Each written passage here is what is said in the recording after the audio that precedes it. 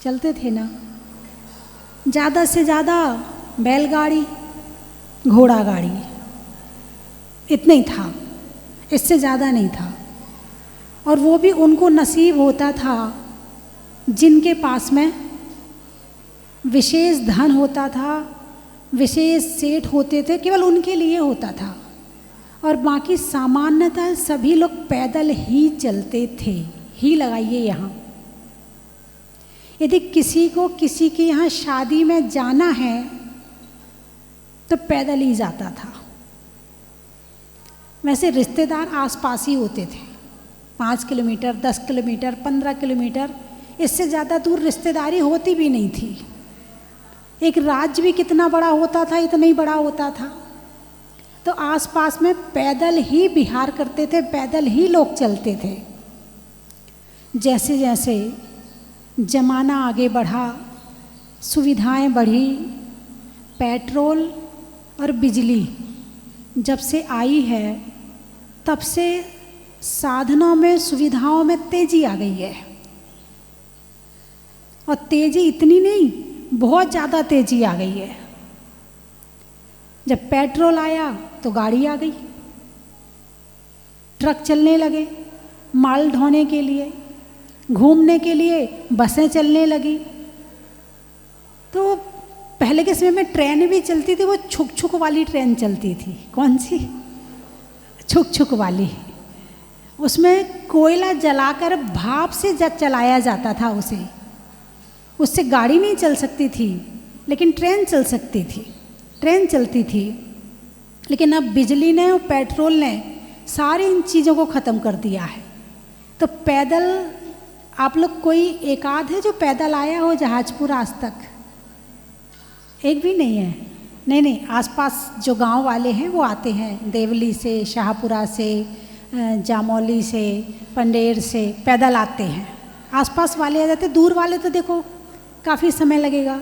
अभी बीच में कुछ लोग जयपुर से साइकिल से आए थे, साइकिल से यहाँ आए थे। तो अभी भी भावना है तो सही। तो एक साधन सुविधाएं आगे बढ़ी। आगे बढ़ने के बाद में जहाज में पहले भी चलते थे, लेकिन जहाज अलग तरह से चलती थी। अब जो जहाज चलते हैं पानी में वो बड़ी स्पीड वाले होते हैं।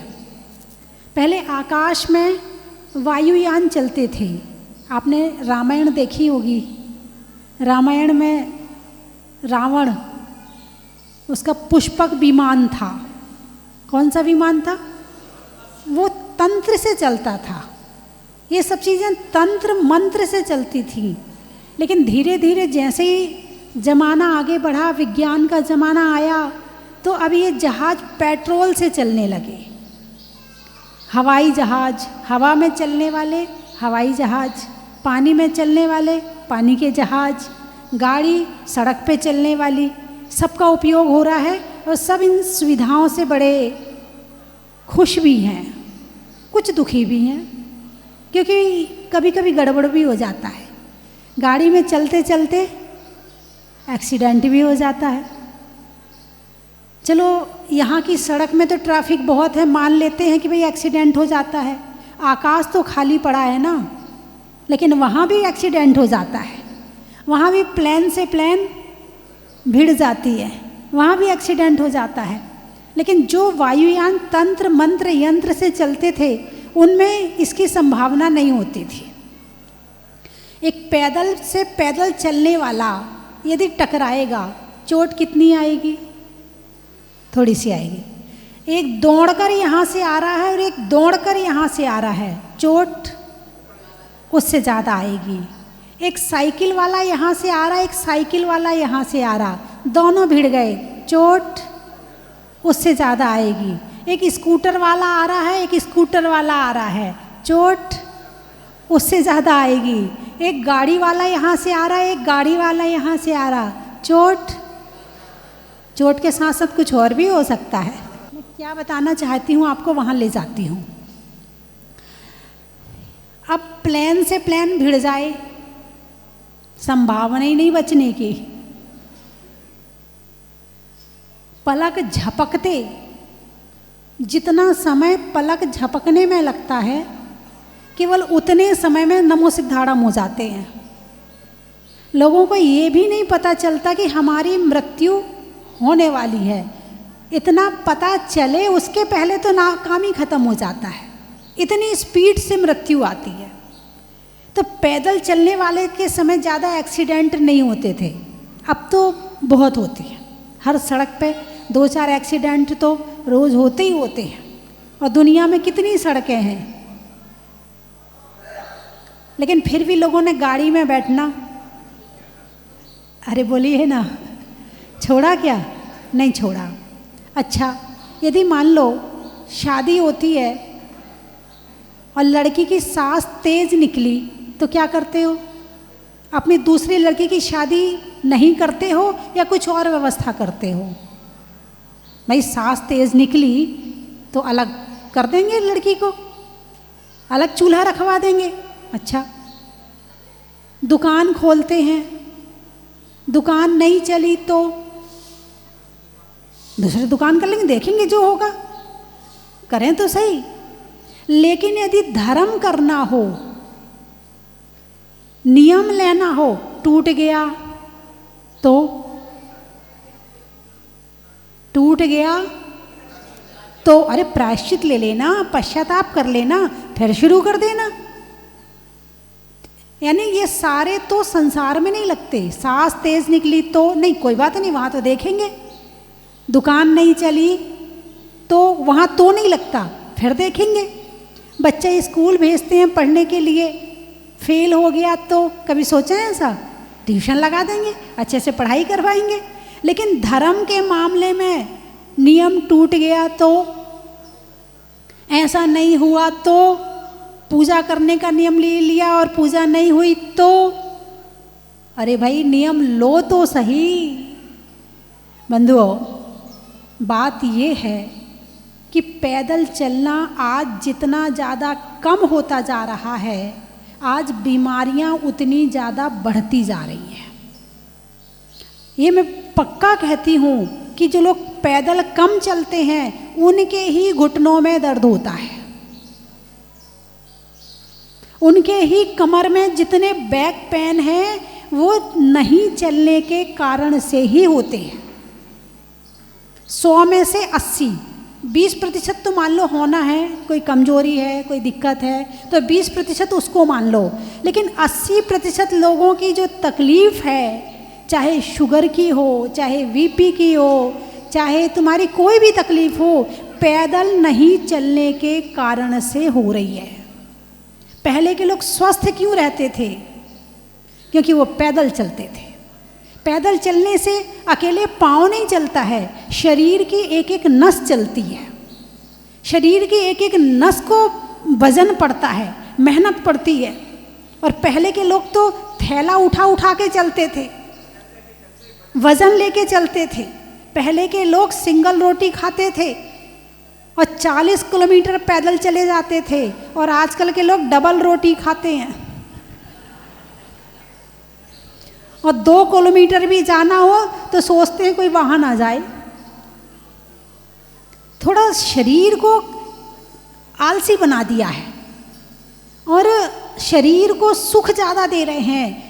राजन जोग स्वरूप न या को विरचन जोग सही है, यातन पाए महातप कीजे या में सार यही है। यानी ये शरीर का स्वरूप ऐसा है, इसको कष्ट दोगे तो ये तुम्हें सुखी करेगा, और इसको तुम सुखी करोगे तो ये तुम्हें दुख देगा। ये इसका नियम है, ये गणित है, और ये परमानेंट गणित है। इसको जितना सुखी करने के लिए जितनी मशीनें इकट्ठी करोगे तुम दुखी हो जाओगे। तुम्हारे शरीर के एक एक रोम रोम में बीमारियां हो जाएंगी, कभी ये हो जाएगा कभी, क्योंकि शरीर से मेहनत करने में, जैसे गाड़ी है, गाड़ी जब चलती है 100 किलोमीटर चली, 200 किलोमीटर चली, गर्म हो जाती है, होती नहीं होती है। और यदि गाड़ी ना चले तो ठंडी रहती है, और उसकी बैटरी भी ठंडी हो जाती है। पर उसको स्टार्ट करने के लिए किसी को बुलाना पड़ता है, धक्का देना पड़ता है। ऐसे ये शरीर यदि ना चले तो ठंडा हो जाता है, और ये चलता रहे तो ये गर्म रहता है। और शरीर के यदि चलने में जितनी बीमारियां झड़ जाती हैं, चलने से कहते हैं बीमारियां झड़ जाती हैं। यदि आपका मंदिर घर से 1 किलोमीटर दूर है, 2 किलोमीटर दूर है, तो खुश हो जाओ। कोई कहे गाड़ी, नहीं नहीं पैदल जाएंगे। कैसे जाएंगे? पैदल जाएंगे, नहीं जाना गाड़ी से। और यदि नंगे पांव जाओ तो और अच्छी बात है, एक्यूप्रेशर और हो जाएगा। लोग पैसा दे के एक्यूप्रेशर करवाते हैं, यहाँ तुम्हारा पैदल चलने से हो जाएगा।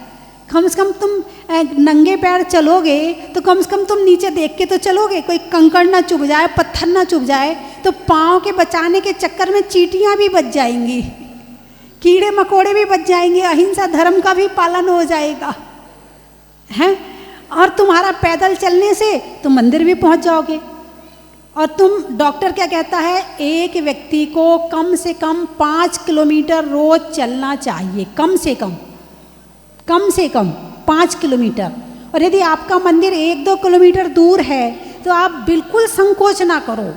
कोई क्या कहेगा किसी की मत सुनो, ये मत सोचो कि मुझे अकेले जाना पड़ रहा है। आप अकेले जाओ, अकेले जाओगे ज़्यादा बढ़िया है। रास्ते में पाठ करते चले जाओ, मेरी भावना पढ़ लो, 12 भावना पढ़ लो, नमोकार मंत्र की जाप कर लो। मंदिर पहुंचोगे तब तो धर्म होगा ही होगा, लेकिन जितनी देर रास्ते में चलोगे उसमें भी धर्म हो जाएगा, मंदिर आपके हृदय में आ जाएगा।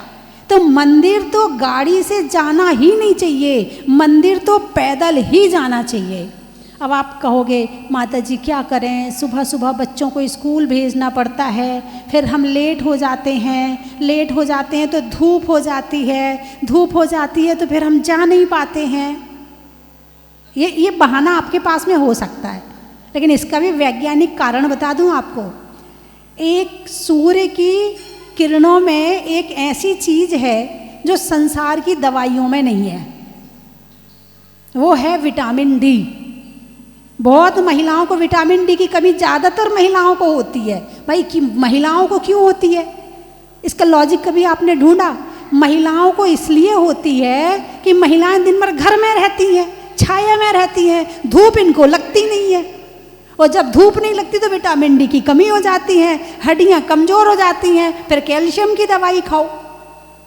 आप तो शुद्ध विटामिन डी का ऑक्सीजन लो ना, विटामिन डी सीधे सूरज से लो ना। जब आप धूप में मंदिर जाओगे और धूप में लौट के आओगे, आपका सिर भी मजबूत हो जाएगा, आपकी हड्डियाँ भी मजबूत हो जाएंगी और आपका शरीर मजबूत हो जाएगा। और इनमें विटामिन डी की कमी कम क्यों होती है? क्योंकि ये ज़्यादातर धूप में घूमते रहते हैं। पुरुषों का काम ही विचारों का, विचारों का नहीं वास्तव में दुकान जाएंगे, दुकान में बैठेंगे, लू लगती है, हवा लगती है, ग्राहक के पास जाते हैं, तो इनका विटामिन डी वैसे ही ठीक रहता है। तुम्हें यदि अपना विटामिन डी ठीक करना है और अपनी दवाइयाँ कम करनी है तो सबसे अच्छा तरीका है कि मंदिर पैदल जाओ, गाड़ी का इंतज़ार करो ही मत। किसी के यहाँ बैठने भी जाना है, उठने भी जाना है तो हम तो पैदल चले जाएंगे। जो जितना ज़्यादा पैदल चलता है उसके शरीर की नसें भी मजबूत हो जाती हैं और उसके शरीर का हर अंग मजबूत हो जाता है। हाथ, किसी किसी के हाथ में जंग लग जाती, होता है ना, कंधे में जंग लग जाती ना, जंगी तो बोलते इसको। अब आप इंग्लिश में कुछ भी कह लो, शुद्ध हिंदी में तो जंग लग गई। भाई क्यों लग गई? जब चलते हैं तो हाथ हिलते हैं कि नहीं हिलते हैं? अरे बोलिए ना, हिलते हैं ना हाथ। और जब हाथ हिलते हैं तो नसों में मूवमेंट होता है, तो जो पैदल चलेगा उसके हाथ में भी जंग नहीं लगेगी। बात समझ में आई कि नहीं आई? चलो ये तो आपकी बात है। अब आते हमारे जैन धर्म पर। हमारे जैन साधु पैदल चलते हैं। तुम्हारे नगर में यदि साधु आए हैं और जब वो आते हैं तो उन्हें 2, 4, 5 किलोमीटर लेने जाओ, और जब वो जाते हैं तो 2, 4, 5 किलोमीटर छोड़ने जाओ। बिल्कुल आलस मत करो, चल सकते हैं। और एक बात और ध्यान रखना, शिखर जी की वंदना, जो लोग पैदल चलते रहते हैं, जिनको हैबिट में रहता है, वो शिखर जी की वंदना में थकते नहीं हैं। और जो जिनको चलने की आदत नहीं होती है, हे भगवान कहाँ जाके बैठ गए, हे भगवान कितना और बचा है, और कुछ तो बच्चे ऐसे होते हैं, क्योंकि आजकल बच्चों का दौड़ना तो बंद हो गया है, दिन भर मोबाइल में लगे रहते हैं, तो दौड़ना बंद हो गया। बच्चे कहते पापा वापिस चलो, हमें नहीं जाना शिखर जी, हमें नहीं जाना ऊपर, पापा वापिस चलो। अब पापा कहेंगे बेटा डोली कर ले। पहले तो बूढ़ों के लिए डोली होती थी, अब बच्चों के लिए डोली होती है, जबकि वो तो पैदल भी चल सकते हैं ना। तो बच्चों में भी घूमने की आदत डालो, पैदल चलने की आदत डालो, अपने अंदर भी। जमाना कितना आगे पहुंच जाए, तुम्हारा शरीर तो वही है।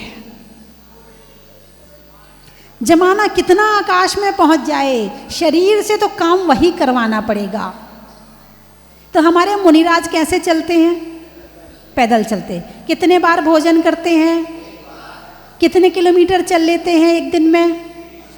10 भी चल लेते हैं, 20 भी चल लेते हैं, 30 भी चल लेते हैं, 40 भी चल लेते हैं। कितने? एक टाइम आहार करके 40 किलोमीटर पैदल चल सकते हैं, तो क्या आप 2 बार खा करके 4 किलोमीटर नहीं चल सकते? अरे बोलिए ना, क्या आप 2 बार खाकर 4 किलोमीटर नहीं चल सकते? भाई खाया तो है, पचाना भी तो सीखो। खाया तो है, पचाना भी तो सीखो। यदि तुम्हारे घर की लाइट के कनेक्शन में ज़्यादा पावर आ जाए तो सब फ्यूज उड़ जाते हैं।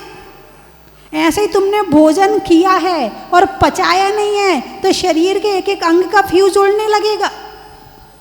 कभी हार्ट का फ्यूज उड़ेगा, कभी किडनी का फ्यूज उड़ेगा, कभी शुगर हो जाएगी।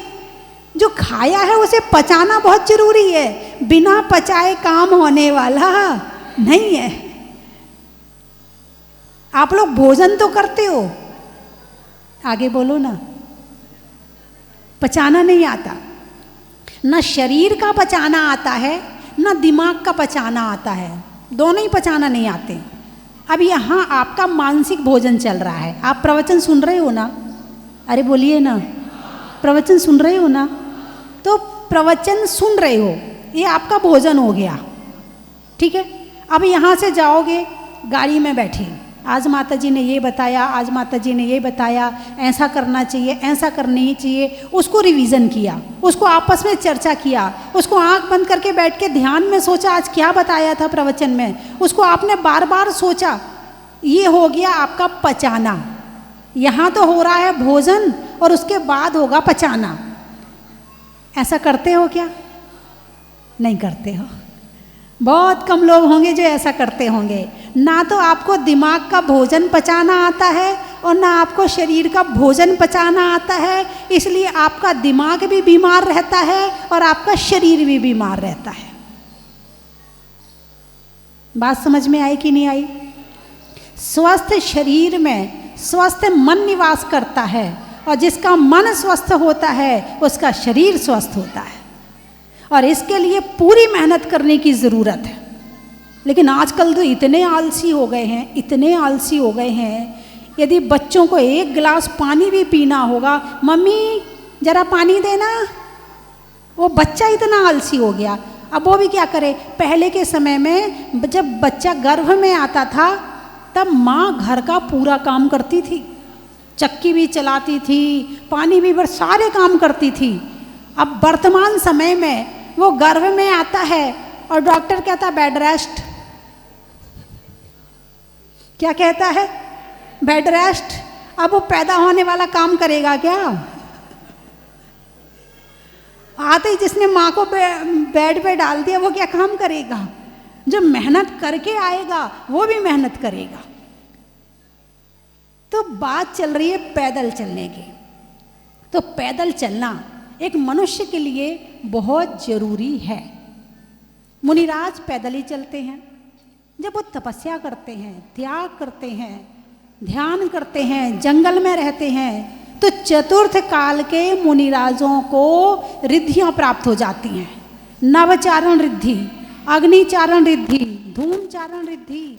तो फलों का कुछ नहीं बिगड़ता है। वो पुष्प पे चलें तो पुष्प में का जीव का घात नहीं होता है। जहाँ जहाँ हवा जा रही है, शरीर इतना हल्का हो गया कि हवा के साथ ही चला गया। उन्हें जाना जहाँ है और वो चाहें कि मुझे इस दिशा में जाना और हवा यहाँ चल रही है तो हवा के साथ ही निकल लेते हैं, उन्हें ज़मीन में चलने की ज़रूरत नहीं पड़ती। ये है चारण रिद्धि शुद्ध, न किसी पेट्रोल की आवश्यकता, न किसी बिजली की आवश्यकता, न किसी तंत्र की आवश्यकता, न किसी मंत्र की आवश्यकता, न किसी यंत्र की आवश्यकता, और शरीर और कर्म हल्के हुए तो आकाश में अपने आप ऊपर उठ जाते हैं। मैंने एक बार बताया था, मैं शिखर जी की वंदना कर रही थी तो अजितनाथ भगवान की टोंक की चढ़ाई जरा खड़ी है तो थोड़ा खड़ी हो गई मैं, तो पीछे से कुछ बुंदेलखंडी लोग भी आए, बोले माता जी एक बात बताओ। मैंने कही भाई पूछो। तो बोले ये बताओ, भगवान जब शिखर जी में मोक्ष जाने के लिए आए थे तब पैदल चल के आए थे, पहाड़ चढ़ के आए थे, या कैसे आए थे? तो मैंने कहा भगवान तो वैसे ही जब भगवान को केवल ज्ञान हो जाता है तो 5000 धनुष वो ज़मीन से ऊपर उठ जाते हैं। पहली बात तो ये है। दूसरी बात ये है उसके बाद वो ज़मीन में वापस ही नहीं आते, उनका गमन आकाश में ही होता है। तो वो तो आकाश में गमन करके आए थे। बोले तबई तो क्या बोले? तबई तो उन्हें पता नहीं चलो कि पहाड़ कैसे चढ़ो जाते हैं। तबई तो उन्हें पता नहीं चलो कि पहाड़ कैसे चढ़ो जाते है और हम लोगों को इतनों पहाड़ चढ़ने पड़ते हैं। अरे पहाड़ क्यों चढ़ना, जैसी तपस्या उन्होंने करी है ऐसी तपस्या आप करो तो आप भी इतने ऊपर पहुंच जाएंगे। और पहाड़ की ऊंचाइयों का प्रतीक है। पहाड़ की ऊंचाइयों का प्रतीक है कि जो हल्का हो जाता है कर्मों से वो ऊपर उठ जाता है। पहले 5000 धनुष ऊपर उठे और जब 8 कर्मों का नाश हुआ तो सिद्धालय में जाके विराजमान हो गए।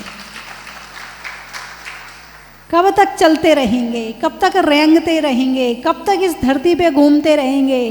कितनी चप्पलें आपने घिसती होंगी, कितने जूते खराब कर दिए होंगे, हैं? फिर भी अभी चलने से थके नहीं है। अरे थक रहे हो तो ले लो दीक्षा और ऐसा ध्यान लगाओ कि जीवन शांत हो जाए।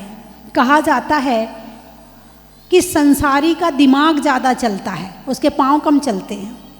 संसारी का दिमाग ज़्यादा चलता है और साधुओं के पाँव ज़्यादा चलते हैं।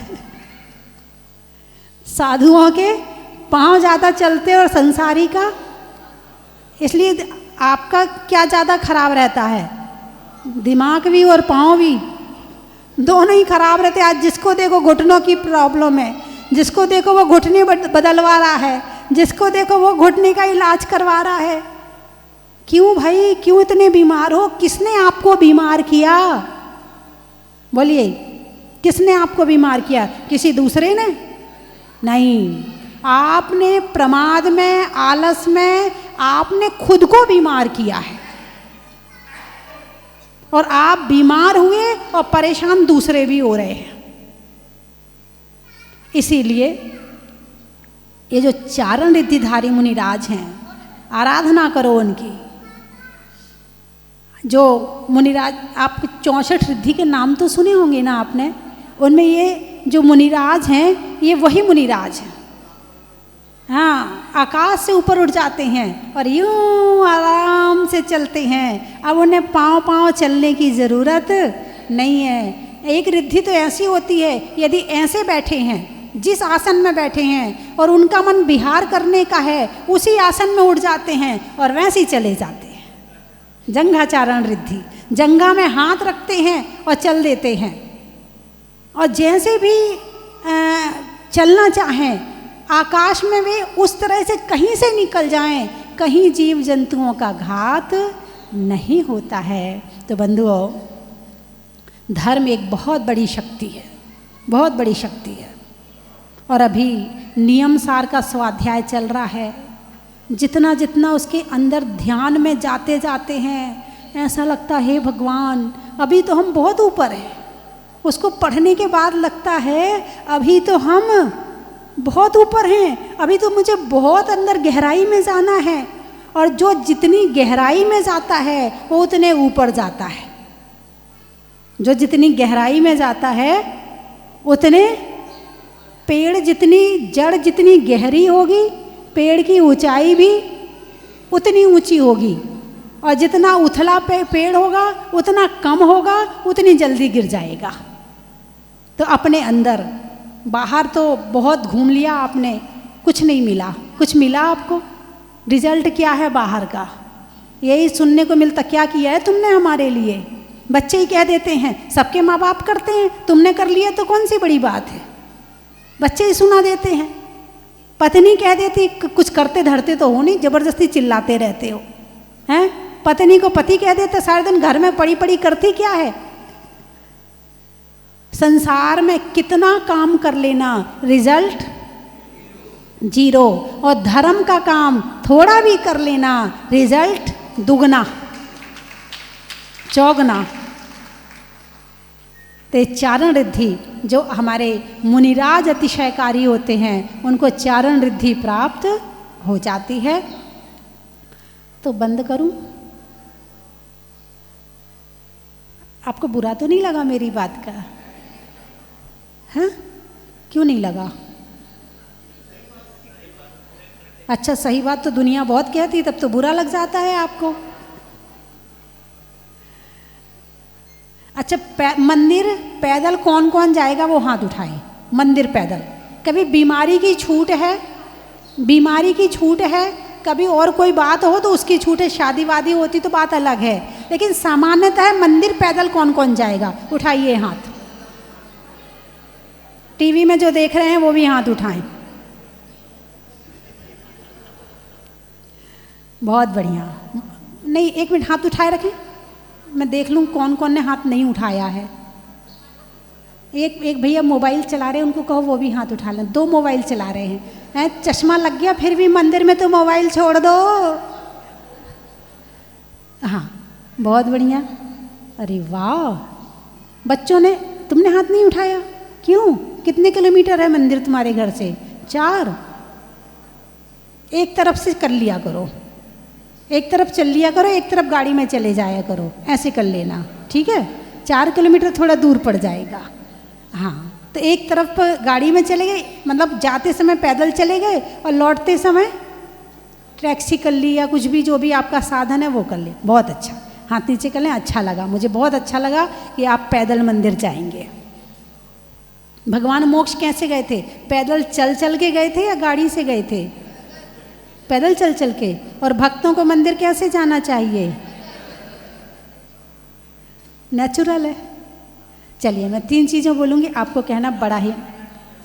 एक तरफ आप चले जाया करो, साइकिल से चले जाया करो। चटनी, कटनी का सुन लो, भोजन में चटनी का, नट की नटनी का, और आने वालों में कटनी का। नदी में नाव का, शरीर में पाँव का, और आने वालों में खाते गाँव का। सावन में बिया का, दिवाली में दिया का, और आने वालों में बड़ौदिया का। गुरुओं के आशीर्वाद का, नहीं होने में विवाद का, और आने वालों में हैदराबाद का। बड़ा ही महत्व है।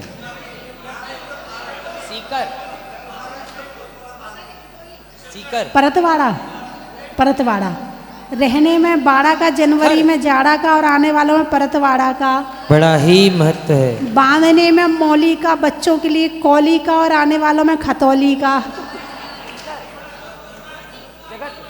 भोजन में दाल बाटी का, ट्रेन में टीटी का, और आने वालों में गुवाहाटी का। बड़ा ही महत्व है। जगत, प्रभु के भगत का, प्रभु के भगत का, और लगन में लगत का, और आने वालों में जगत का। बड़ा ही महत्व है। झांसी, झांसी। मनुष्यों में राशि का, मनुष्यों में राशि का, और माता के 16 सपनों में रत्न राशि का, और आने वालों में झांसी का। बड़ा ही महत्व है। भरूच, भरूच। किशनगढ़, वृक्षों में बड़ का, बड़ की जड़ का, और आने वालों में किशनगढ़ का। सेना के कूच का, सेना के कूच का, नहीं करने में नीच ऊंच का और आने वालों में भरूच का। बड़ा ही महत्व है।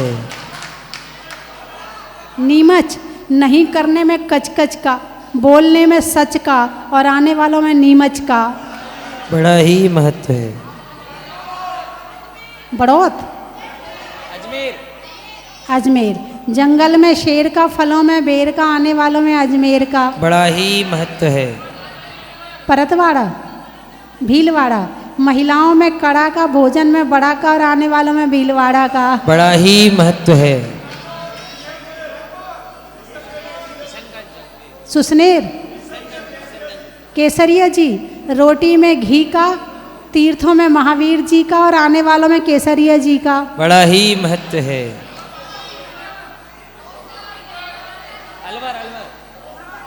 नौसाड़ दोसा अच्छा, करने में आशा का, नहीं होने में निराशा का और आने वालों में दोसा का। बड़ा ही महत्व है। अलवर पक्षी में पर का, शरीर में सर का, आने वालों में अलवर का। बड़ा ही महत्व है। धैर्यवत होने में गदगद का, मंत्रों में बदवत का और आने वालों में धैर्यवत का। बड़ा ही महत्व। कहीं जाए नहीं, आप सबका सम्मान होगा। कालू कालू आरोन अच्छा, व्यापारियों में फोन का, प्रश्नों में कौन का और आने वालों में आरोन का। बड़ा ही महत्व है। ग्वालियर सुनने में ईयर का, छोड़ने में बियर का और आने वालों में ग्वालियर का। बड़ा ही महत्व है। नोएडा गर्मी में घड़ा का, भोजन में बड़ा का और आने वालों में नोएडा का। उदयपुर पशुओं में खुर का, गाने में सुर का, आने वालों में उदयपुर का। बड़ा ही महत्व है। बोले 24 भगवान। अब आए तो बहुत जगह से हैं, लेकिन लिखने में खत का, मकान की छत का, आने वालों में भारत का। बड़ा ही महत्व है। बोले 24 भगवान की।